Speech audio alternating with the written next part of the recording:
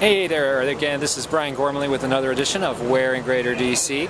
As everyone knows, we film all over the Greater DC, Baltimore region, different location each week, and give away a free prize to a wonderful restaurant or other entertainment venue for the first person who correctly guesses our filming location and sends that guess to support@cornerstonepropertieshomeinfo.com. That's support@cornerstonepropertieshomeinfo.com.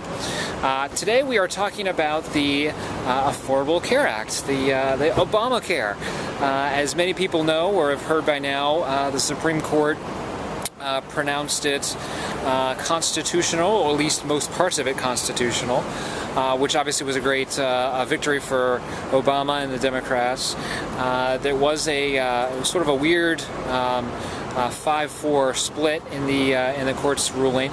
What was really interesting is that the conservative justices sided with the rationale behind the majority opinion, Chief Justice John Roberts, and the liberal justices sided with the result that he said. So you got different people agreeing with different parts of the opinion all across the board. So it was 5-4 in different groupings of 5 and different groupings of 4, and there was one part of it that just about everyone agreed to, 7-2 decision, except for the extreme liberal justices that are just very focused on results, it seems, that struck down the Medicare provisions. But I wanted to touch on a couple of interesting points from the ruling. It's really a landmark watershed sort of ruling.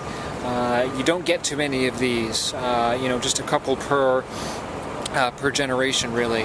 It's that significant, and I think a lot of commentators have likened it to the old Marbury v. Madison case, which was one of the extremely early court precedents authored by John Marshall. This is the first Supreme Court Chief Justice, and that opinion is generally credited for basically saying the Supreme Court can do what they're going to do, and that is to say what the law is. So it vested power, if you will, as a practical matter in the Supreme Court to decide cases. Obviously the Constitution does that, but for practical purposes it was that original opinion. This is the sort of level of opinion that people are likening this case to. So what was just a couple of interesting ironies. Of course, everyone knows that Obamacare was held, except for the Medicare provisions,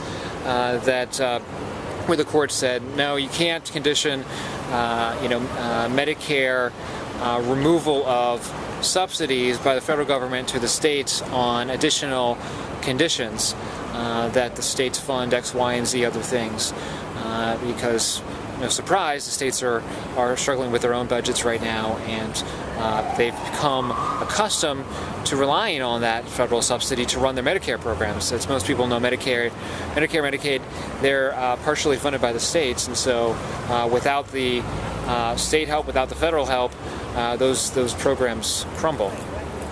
And the court very interestingly said, well, no, you can't just sort of pull the rug out from the states in doing that, in doing those programs, which is this is very unique and somewhat controversial even of itself, how broad an appeal that is.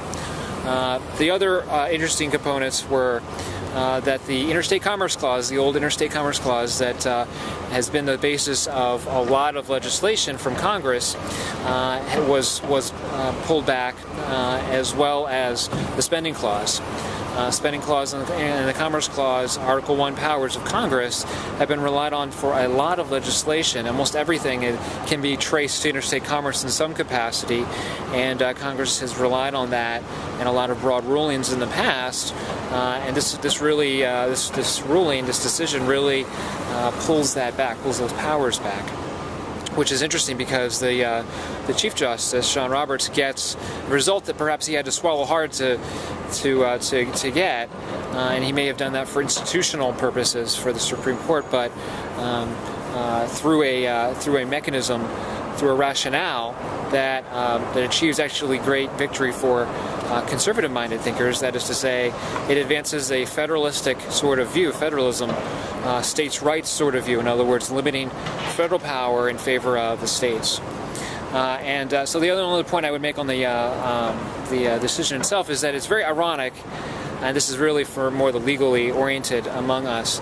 I would appreciate this, and actually another analogy with the Marbury v. Madison opinion, that the court said, contrary to what Obama and his supporters say, this is not.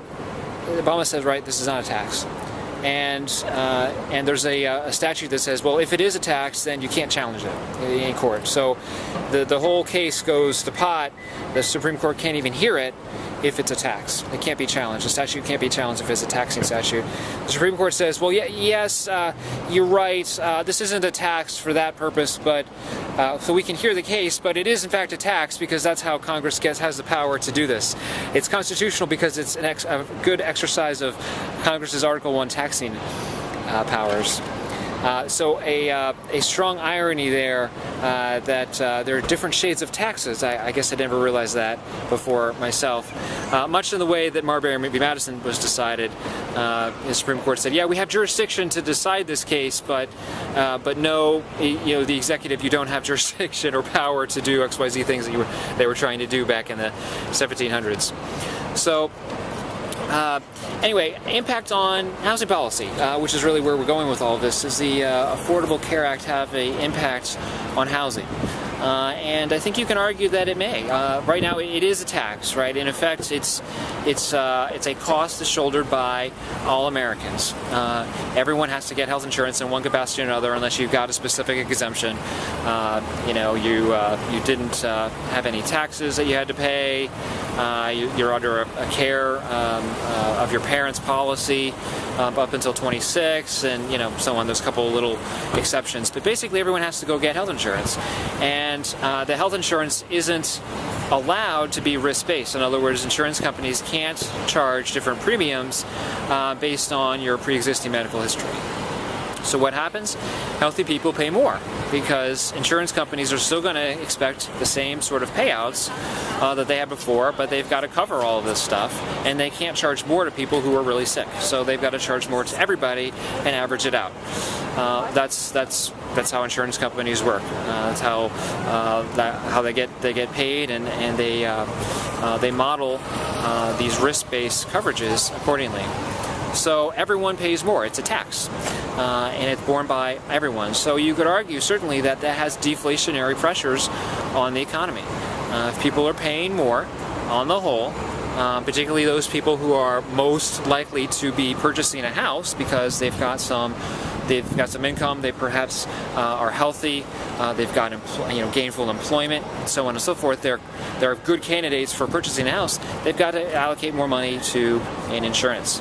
Or their employers do, which means the salaries go down, or at least they remain steady and they don't go up to keep up with inflation. So what happens to housing? Well, housing prices will go down or stay flat and not appreciate as much as they possibly could. Interesting possible correlation. It also has some interesting potential implications for housing policy from a statutory standpoint. It's very unclear about, the court struck down the Interstate Commerce Clause rationale because they said you can't regulate inactivity. In other words, no one's doing anything by not buying insurance. You can't rely on the Interstate Commerce Clause to say you've got to go buy insurance now when people are just sitting on their chairs and doing nothing. How broad a mandate that it gives, or how much of a directional weight that pulls on Congress from regulating things. National housing policy is generally a federal-based thing, is yet to be determined. Certainly, there are a lot of state involvement with housing. There's zoning regulations, for example. There's certainly state subsidies for programs, not Section 8, but other programs like Section 8.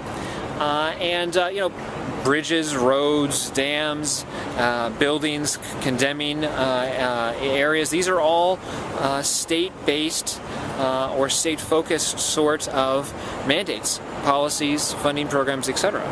and so we'll see. We'll see on the spending clause rationale and on the interstate commerce clause rationale how much more power this gives to states.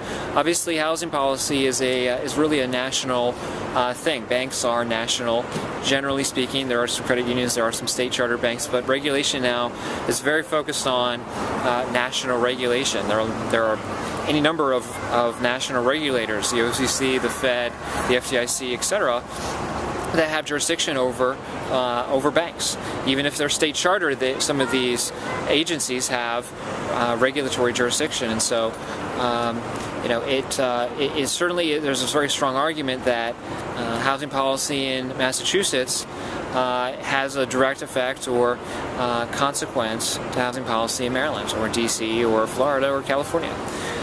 So there's probably still likely to have a national regulations, national housing authority power, and so on, emanating from Congress, from the FHFA, the conservator over Freddie Mac and Fannie Mae, and so on. You wouldn't expect a lot of changes on that front, but maybe at the margins.